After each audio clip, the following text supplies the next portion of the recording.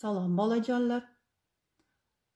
Hozir biz o'zbek tili darsidan qushlarni ajrata biling mavzusidagi darsimizni boshlaymiz.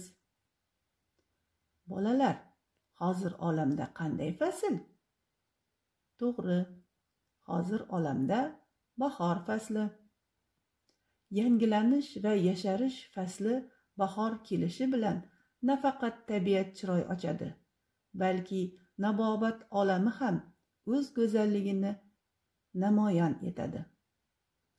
Bu fasl boshlanishidan o'lkamizga uzoq o'lkalardan turli qushlar uchib kela boshlaydi.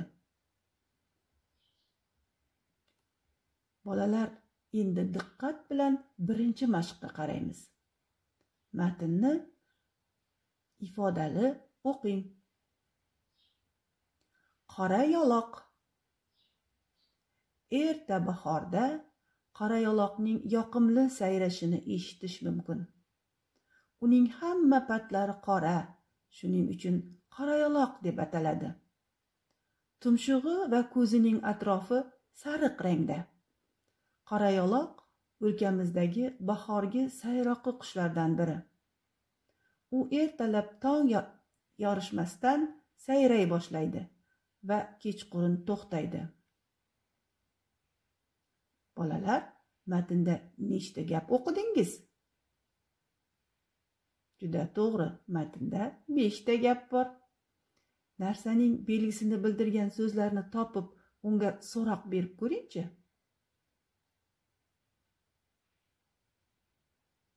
Yaxshi. Yoqimli. Qanday? Yoqimli. Qora. Qanday? Qora. Sariq. Qanday? Sariq. Juda to'g'ri.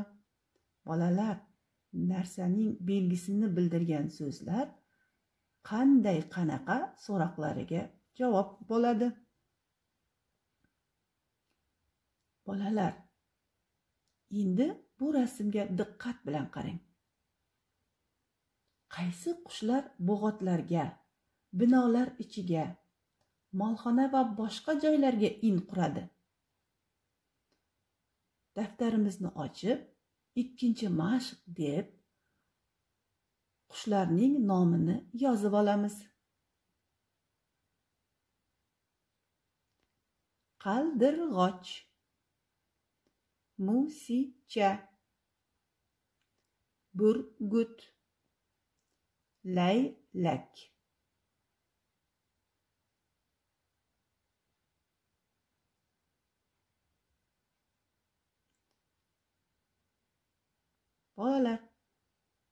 Bolalar, uchinchi topshirmaga qaraymiz. Bu yerda o'ylanib javob berishga harakat qiling. Rasmda berilgan narsalarning avval belgisini, keyin nomini yozing.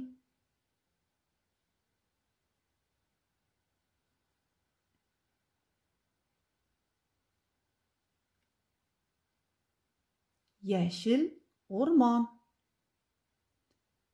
katta uy, qo'ng'ir ayiq, ochko'z bo'ri, kichkina kuchuk,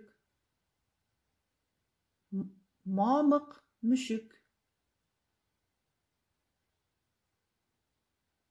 Bolalar, chiroyli yozing. Daftarga chiroyli, ozoda yozishga harakat qiling.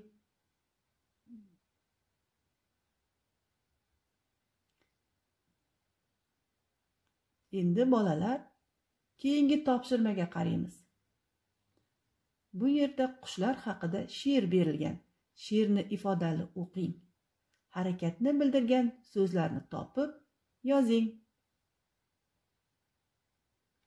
Qushlarim, hoy qushlarim, qanoti kumushlarim, mehmon bo'lib qolingiz, bog'imda dam olingiz. Qol desang, biz qolamiz. Qishgacha mehmon bo'lib, bog'ingda dam olamiz. Ko'nglimiz zavqqa to'lib, ko'klam chog'i sayraymiz, gul bog'ingda yayraymiz.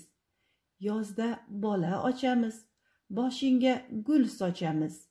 Bizni mehmon qildi deb qadrimizni bildi deb senga rahmat aytamiz, so'ng janubga qaytamiz. Bolalar, harakatni bildirgan so'zlar qanday so'roqqa javob bo'lar edi?